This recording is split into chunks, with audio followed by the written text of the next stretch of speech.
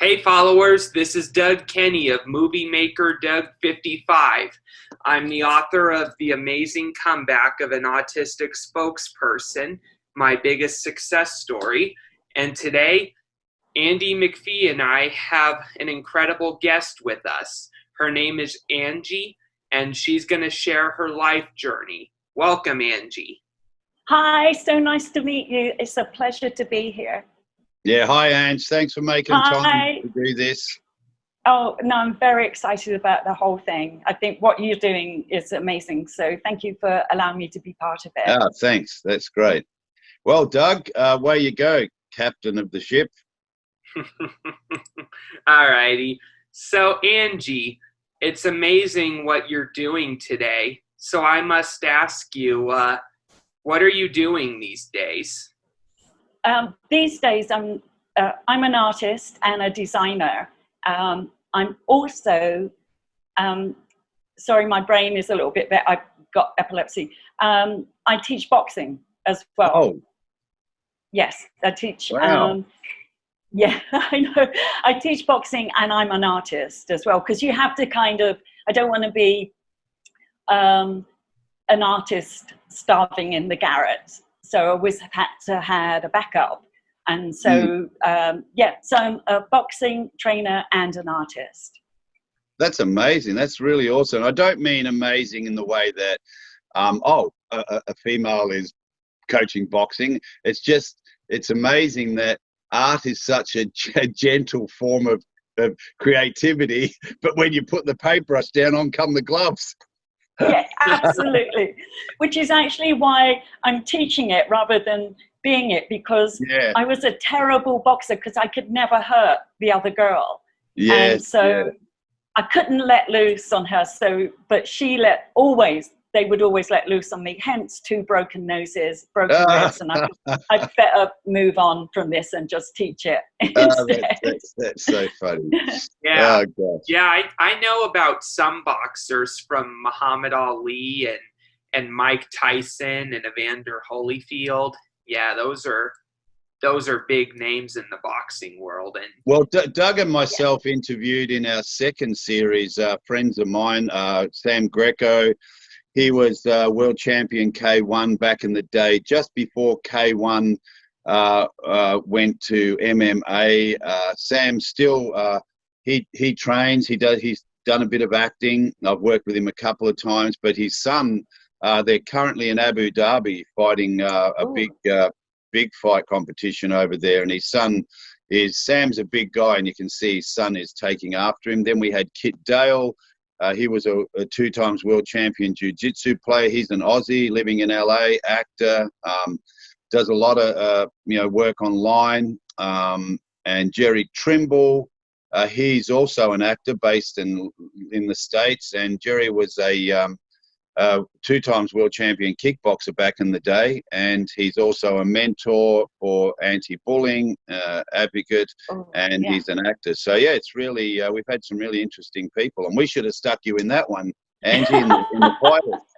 Yeah, for sure. Yeah, just boxing, because with the other ones, like kickboxing, there are too many limbs coming at me. I could only cope with 2. So. Yeah, I know. I used to do judo for a long time. I'm a first dan in judo. I did that for 20 years, and then I took up pro wrestling for about 12 years, I think. But yeah, it's I did boxing. I'm not going to even pretend to think I was a good boxer. I can handle my own, but I knew well and truly there's a lot of guys out there that are way better than me, and I don't like things thrown at me. I'm more into the grabbing and wrestling. I love that, Greco-Roman style, judo, freestyle wrestling. I'm more comfortable. I just don't like getting hit, Right. Yes. Yeah, a bit like you, Angie. Don't like getting hit. I know. So, Angie, after that, I must ask, what struggles did you overcome to get to where you are today? That's such a huge question, because it kind of went in stages. But epilepsy is the biggest one, but I've used it to my advantage.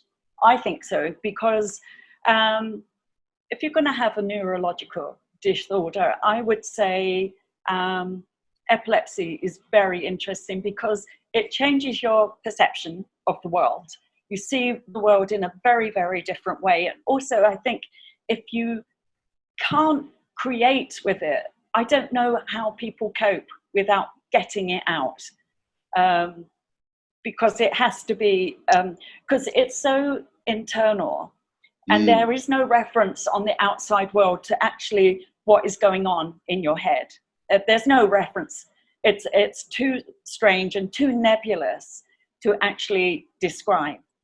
And so the only way I can do it to try and manifest it somewhat is to get it down on paper, and to do it when I'm actually in having a seizure. Like small, I have the big grand mal seizures, but I have a lot of the little complex partial seizures where you get strange auras, like you get a strange taste in your mouth, or there's a feeling that I get. The only way I can describe it is like having a soft book on the top of my roof of my mouth.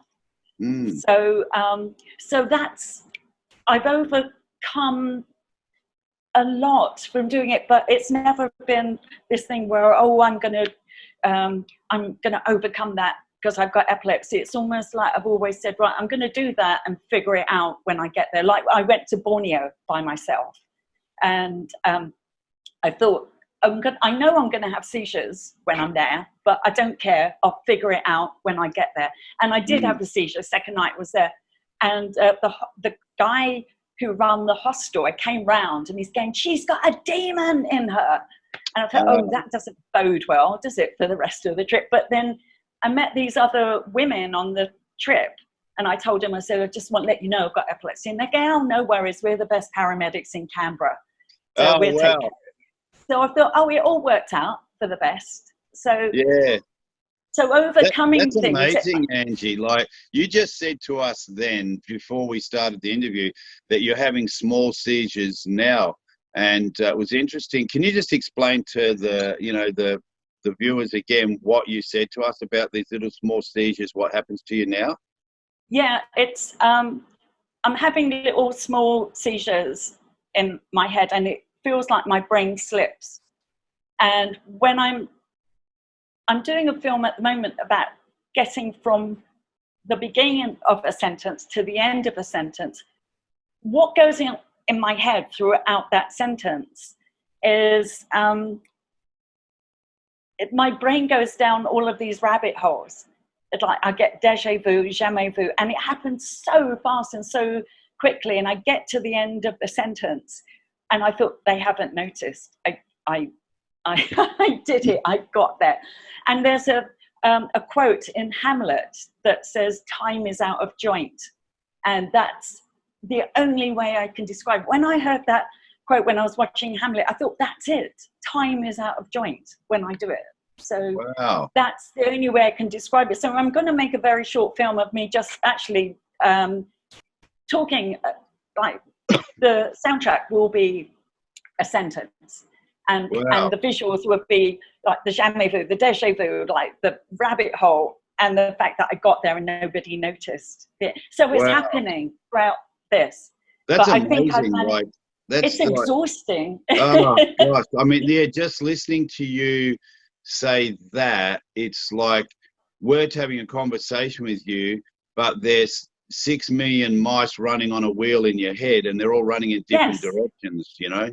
Absolutely. And wow. It's very exhausting to try to appear normal. I think that's it's exhausting. You try and appear normal, and that's because if I'm not feeling well when I go out, I used to wear a t-shirt, now I wear a mask, and it says I have epilepsy, I'm allowed to do weird things, because sometimes I drop things, or I stand and stare, and I have to stand back from the curb when I'm crossing the road, and I have to do strange things. So I thought, at least it gives people some kind of heads up that I'm not drunk or on drugs or anything. Yeah, I just want people to know I have epilepsy. Also, it starts a dialogue, because it's kind of, I put it on I've just sold, I sell a lot of stuff about epilepsy online, and a man just wrote to me and said that he bought the backpack that had that saying on it for his daughter. His daughter's a teenager, and just developed epilepsy. And he bought that for her because he wanted people to start a dialogue with her friends at school, because she found it very difficult to talk to them about it. Because when I started to have epilepsy, before I had a grand mal seizure, I would have these strange feelings when I was a teenager, but I didn't know, I thought I'd gone mad. And my parent, I mean, the reason I got epilepsy is because my dad used to hit me and he damaged my temporal lobe. And so I was having all of these strange, weird feelings. And I thought, I've gone mad. I can't tell anybody, especially because they're so nebulous. And so, and then I had a grand mal seizure. I was a hairdresser at the time, and I actually fell on a client. So, but it was almost a relief. I thought, oh, that's what it is. That's what it is. What, just to get this straight, you said that that your seizures were partly caused by your dad hitting you? Yes. He used to, he used to hit me, and I am adopted, and they should never have adopted children, never in a million years. They were very casual in their violence and very cruel in their violence. And look, Ange, just a question that might seem a little off kilter, but I just connected up. Is your boxing and learning to protect yourself anything to do with that? Yeah. One of the things, it's strange that you say that, actually, because my mother would always say, you're very frail. And she said, your legs look like two bits of string hanging off the bottom of your skirt. Oh, wow. And so, and inside I felt really tough, but on the outside, at that point, I was really quiet, very, very shy, didn't say anything. And I thought, inside I was thinking, yeah, but I'm actually really tough, and they don't know it. And so that, and actually my neurologist also said to me, what are you doing? You've got epilepsy. This is the worst thing that you could do. And I said, I don't know. I just feel like I've got to do it. And I thought, I've got epilepsy anyway. I might as well carry on. So, and I did it until my mentor says, well, you're just going to do it until the wind leaves the sails. And I thought, that's exactly. You know, it's funny what you said, and when I laughed, I'm not laughing at what your mum said about your legs, but we have a saying back in Australia as well. I'm sure because you threw us out of England many years ago, so we brought a lot of the sayings with us. And there was one that, well, you got lucky legs, mate. Yeah, lucky they don't snap under you. Well, it's only just recently I've shown my legs, actually, because how things stay with you. But now your legs are a bit like Muhammad Ali. Now you're dancing around and throwing punches. So, we're lucky we're not getting hit by you. I know. Yeah. So it all worked out for the best anyway. Well, Angie, where are you based right now? LA, England? Yeah, I'm in West Hollywood.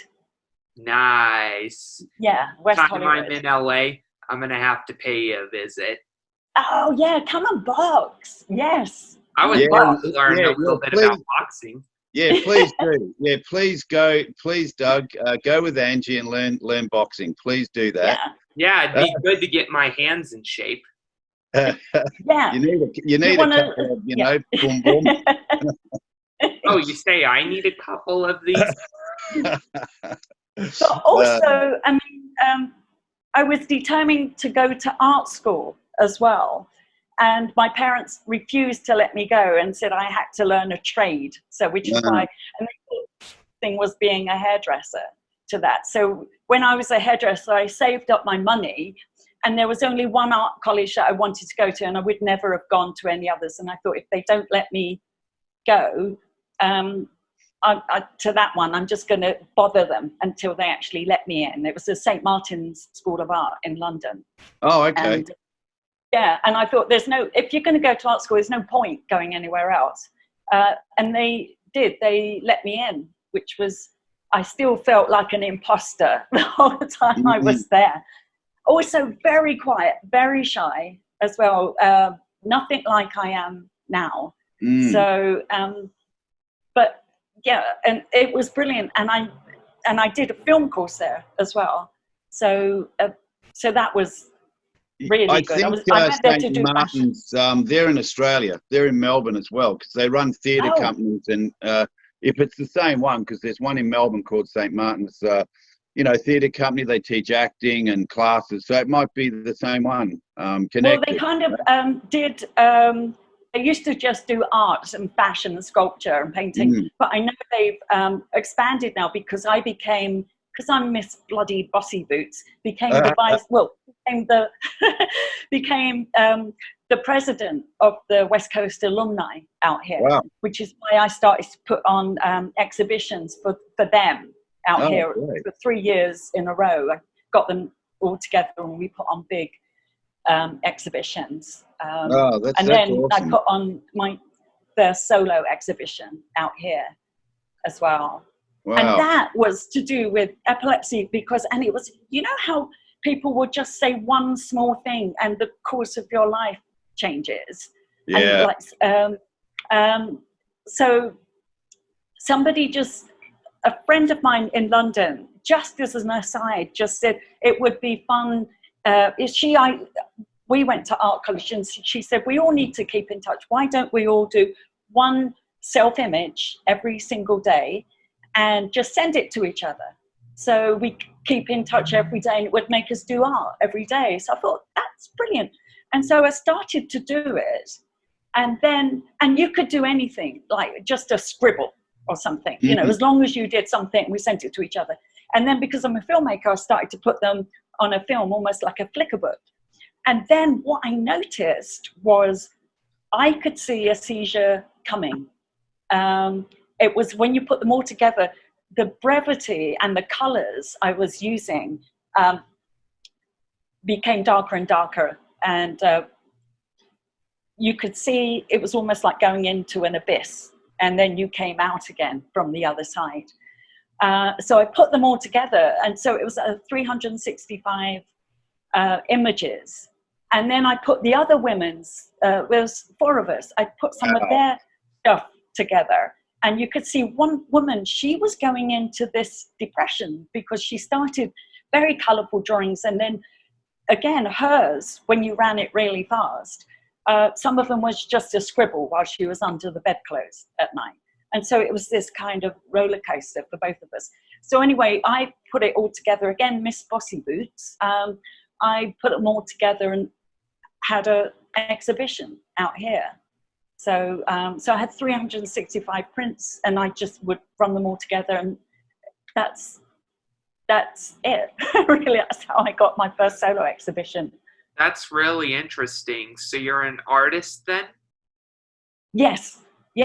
First and foremost, I'm an artist. Yeah, I have a drawing style that I do to this day that I use, and it's different from most people's drawing styles. And Good. A lot of people tell me I should be a children's book drawer because of it. Oh, yes. And why don't you? Yeah, I'm actually planning to write a children's book in the future, documenting some of the lessons I've learned from my rough spot a few years back. Oh, yes. Yeah, because people will be able to relate to that, definitely. Yes. And look, Angie, what you just said is what Doug's been, his journey obviously is dealing with high functioning autism, Asperger's. So all these things that life deals with us, whether it be, something that, like, I never dealt with anger, so when you get to that point where you go, you've had enough, or you've got to change things or transform, you look for ways to learn about yourself. So that's how I led to, end up being like the coaching's expanded to people with disabilities, a mentor and supporting and things like this. So your story and Doug's story and other people's on here is exactly sort of what you just said about that's an amazing idea about setting those little daily posts. Like I get my clients to do that, but not in that way. I get them to just, I start them off walking, fitness, changing their diet, getting into the gym, even just for actors I'm coaching. And I'll tell you what, after a couple of months, you see people's whole persona change. So what you did with the accountability of the images, that's great, because you do get to see what's changing each day, you know, and that's Yes. so great. What a fantastic idea. That's really, really good. Oh, absolutely. Because especially with the epilepsy, well, no, actually with this woman's depression, oh, one woman, she said, I'm not drawing pictures of myself. I'm just going to draw pictures of teapots. And she said, you're not going to get anything out of me. You're not going to find out what's going on with me. What little she knew was that every teapot that she painted or drew was very apparent what was going on in her life that day, just with the colors or how much time she put into it. And like she's going, yeah, I'm just going to draw teapots. And I just thought the fact that you're only drawing teapots and don't want to draw yourself is huge as well. So that's that's great. Like, just drawing teapots, and then you discover so much about yourself. And yes. You know, and I guess, and with you expressing like all those journeys you had of the abusive parents, you know, and the hitting and your parents wanting you to do this, but everything sets itself up. It's a jigsaw puzzle, but as life goes on, all of a sudden, all these things that occur to us start to alter the way we are. You become an artist, you become a stand for people with epilepsy, you're teaching boxing, and everything is drawn back to all those little dots that join back to a young kid and what we experience. Like Doug's same journey, you know, being dealt his card with autism and not fitting in at school and being bullied, and some teacher just said to him, hey, you need to, you know, write. You love writing. So next thing, he's got 8 books and they're selling on Amazon many, many years later. So yeah, it's just having those people around you who can see something in you too. Oh, you know? that's so strange. I don't mean to interrupt, but you brought up something really, my life changed with a mentor, and it came out of something that quite dreadful happened. One night, I was married at the time, and I had 3 seizures. Well, more than 3, actually. Wow. And my husband at the time didn't call an ambulance, and I was in a coma for 3 days. Holy cow. I know. He said, oh, I thought you were asleep for 3 days.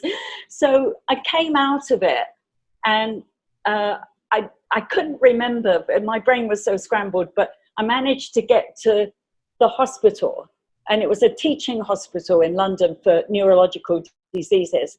And I was in there for 6 weeks. And when I was in there, because once again, I was very quiet and shy, there was a consultant there who makes me feel physically sick, actually, when I think of him.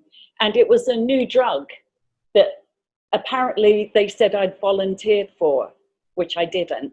And they gave it to me. And after 15 minutes, I thought, oh, that's not good. That's not good. Yeah. Something happened in my brain. Wow. And I was in this complete panic. I suddenly thought, I don't know where time comes from. Is it the left or the right? And he came round the next day with all his acolytes. And he said, are you having weird existential thoughts? I said, yes, I am. He's going, oh, don't worry, they'll go. And they didn't at all. And it got worse and worse. And I was completely paralyzed by them for about 6 months. And they gave me a therapist there that I didn't know until later was actually relaying everything that I said in the sessions back to the consultant. But the therapist was amazing. And at the end, she said, I'm going to introduce you to my yoga teacher, just to give you a few lessons, just to kind of help you, because I was in a terrible state. Anyway, she introduced me to the, yoga teacher, Trevor. And he said he was only going to give me a couple of lessons. He said, but when I saw you, he said, you were broken. And he said, I couldn't leave you like that. So he took me on as my mentor, and he taught me, he said, I'm going to teach you yoga so you'll always be able to earn a living. But he also taught me Qigong, some martial arts, meditation, and he just took care of me, and he really saw me. And just when I got the opportunity to come to America, I was very, like, again, quiet and shy. He said, he was furious. He said, you have to go. It's going to be the making of you. And so I did. And Wow. he was the most, for years, he would just encourage me in everything. He really saw not only who I was then, but what I could become. Yeah, that's so true. Like, it's, Yeah. And yeah.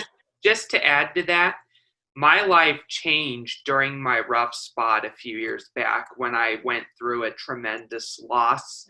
And in the aftermath of that loss and my bad year in 16, I started training under Andy McPhee. Like, I got in touch with him through my brother who used to do sessions with him. My brother decided he didn't want to do it any longer. So I asked my mom if I could inherit his sessions from Andy, as I say it. Yeah. And my mom agreed. And the minute that I started working with him, I began turning my life around, and working with him was one of the best decisions I ever made. But sometimes he says things that makes me want to punch him in the face. Well, see that. Sometimes see that if little, that elicits a response, then that's a good thing. yeah, well, that little sign behind says boot camp sergeant, so you signed up. You deal with it. Yeah, I know. I'm just kidding. You're a great mentor. But you know, well, sorry, go on. I was just going to say, Ange, the funny thing is, and you probably relate to this, when you meet certain coaches, I'm actually not an expert in anything that I coach people with. Maybe the acting, I'm not an expert, but I've been doing it for 30 years, I have my view. But all the things, like I'm coaching a young guy at the moment who's blind, and I'm coaching him in authoring and writing. I'm not an author and writer. Yes, I can write, but I'm not an expert. But I make sure that I get resources to help them. And what I've discovered over the years as a coach, I don't need to know everything. All I've got to know is I've got to understand you and where you're at and what's going on with you. And I don't have to prove anything. I say, oh yeah, I'm great, I'm a good coach. I just need to understand you, and what I don't understand, I will go find out to help you. And I've found that is such an awesome way. Like, the amount of transformation in people just blows my mind. Like Doug and myself now, I don't charge him fees anymore because he's helping me build my social media on YouTube because I can't be bothered. I just don't want to do it. And he's great at that. So I said, okay, let's barter, and so he's doing that. And we spend time coaching. I bring him onto the projects where I know he'll be an awesome contribution to even the country code of Ghana, the West African one we're doing at the moment, helping them get their film up, developing from a short film to a feature film, which is about women's sexual harassment in the workplace, a true story. And it just keeps going. So it took the pressure off me as a coach. I don't have to know everything. I just got to understand you, Well, if I may just qualify that, my Trevor, my mentor, also said exactly the same thing. He would send me out to say, this is a really good Qigong teacher. He knows so much more than me. Go him. And he said, always find the very best of people and then go and see them. Because he also said, I don't know everything, but these people do. So you need to go and get the best of them as well. So like you say, Andy, you're the best kind of mentor, because you say, this is my limit, but I can see something in you that can be bigger than that. So brilliant. You're amazing, Andy. You really, really are. Yeah, for sure. And I just want to say that being a part of Country Code of Ghana has been an absolute privilege to me. I'm actually pleased to help others. And one of the reasons that I went through a rough spot a few years back was I had problems with putting others above myself, And I feel that what I'm doing for other people is a chance to redeem myself by helping them share their stories with the world. That's amazing. That is, and thanks, Ange, for those kind words. But and I just think all of us going to contribute to other people. And Doug, just quickly share, if you're allowed to, what your mum shared with me the other day about this future training, you becoming a mentor and coach. Yeah, I'm going through a little bit of a course right now at a university. I'm taking college courses at the moment, but I'm just about to complete my studies and get an associate's degree. And, wow. It's really incredible. A few years back when I graduated from high school, I didn't graduate on the best of notes because certain staff members at my school they couldn't picture me being a success after high school, and what happened was I've proven a lot of people wrong on so many levels. Like I'm just about to get my associate's degree in college. Wow, that's amazing. Yeah, and I'm doing so much good for other people at the moment that my mom has suggested that maybe I pursue a career as an autistic life coach and mentor for people. That is fantastic. That is the best. Yes. I feel like you'd be brilliant. Yeah, and I really believe from thinking about it that that's probably what God has planned for me. Yes. And so when I'm done with my associates, I'm going to pursue a license for it, because you have to have a license, a certification. And I really think I can do it. Oh God, I think that's without a doubt. Of course you can. There's nothing you can't do if you want to do it. You'll find a way. But why wouldn't you? The fact that's even What was that? No, sorry, Ange, go on. I was just going to say, there's nothing you can't do on the planet. Look, I've got a pink shirt on now, and I'm heading out my door because I have a meeting at 2:30. So with digital, we can do whatever. Yeah. Oh, Doug, I think that's brilliant of you. I think it's absolutely brilliant. You're going to be superb at that. Yeah. You really, really are. Wow. That's so impressive. I plan to be super about it. All righty. I think the point that Andy is trying to make is that we've probably run out of time. So. Oh no, that's all right, mate. I've got to go to my other meeting, but that's the part of being authentic. Nothing has to be perfect, This whole program we've got here is about, you can make things work with this digital world. I do 1 hour, 2 hour walks, and I'll coach my clients, my actors, for auditions while I'm walking, and it's amazing. It's fun because I'm doing an hour walk. We're running through scenes. I'm reading them off my phone and coaching them, and it's awesome. I love it. Yeah, for sure. Also, there's something about walking that gets your brain working. Yeah, absolutely. Love it. Doug is, he's actually doing really well now. He walks about probably a couple of times a day. He's knocking the time down. So he's say doing 30-minute walk. And now I think what are you up to now, Doug? Is it down to 20, 25 minutes now? It's 24. Oh, great. Because awesome. you have a dog as well, don't you, Doug? Do you take your dog with you? Do you have a dog? That's what I thought. Yeah, I do have a dog named Bunny. What kind of dog? Cool. She's a pit bull, but she's a very good dog. Like, Bunny is really a blessing that I've gotten this year when I adopted her. Like, it's I love brilliant. her almost like she's a child of mine. That's great. Well, hey, look, guys, we have run out of time. Okay. But Ange, we want to get you back on because there's a lot more of your story that we'd love to hear, because it's really, really inspiring. And I think definitely for people who are dealing with, possibly epilepsy or whatever they're dealing with. I want to get more into this, what you're talking about, this accountability of posting these different images. That's just something I'd really love to go into a bit more, Oh no, I'd love to talk, because I found it so more than helpful, actually. Oh, It was, that's yeah. amazing. Well, look, Ange, and also just let everybody know, we interviewed Steve Spiro, that amazing guy who's doing so much for pets, so much for animals, dogs, rescue.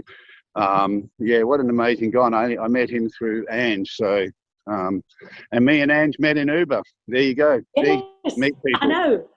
Isn't that bizarre? Yeah. As soon as I met Andy, I thought, oh, he's special. There's something about this guy. Oh, thanks.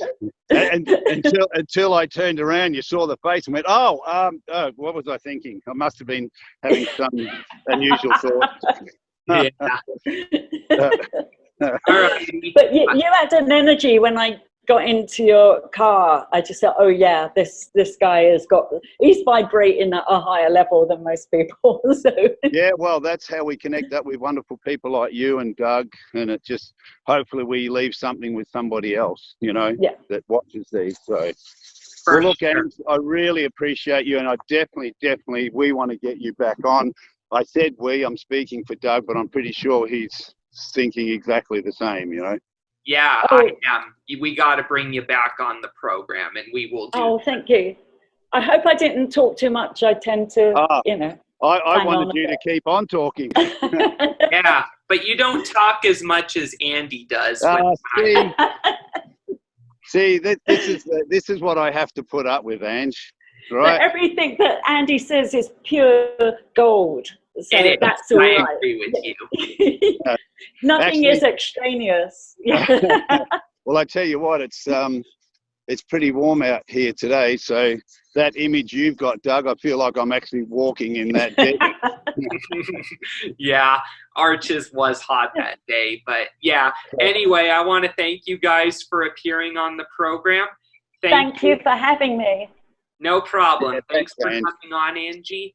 And thank you, Andy, for being such a great mentor and drill sergeant. Yes. Thanks, mate. You're a champion. Bye, Andy. Yeah, thanks, Ange. Take care. Love you. Love you.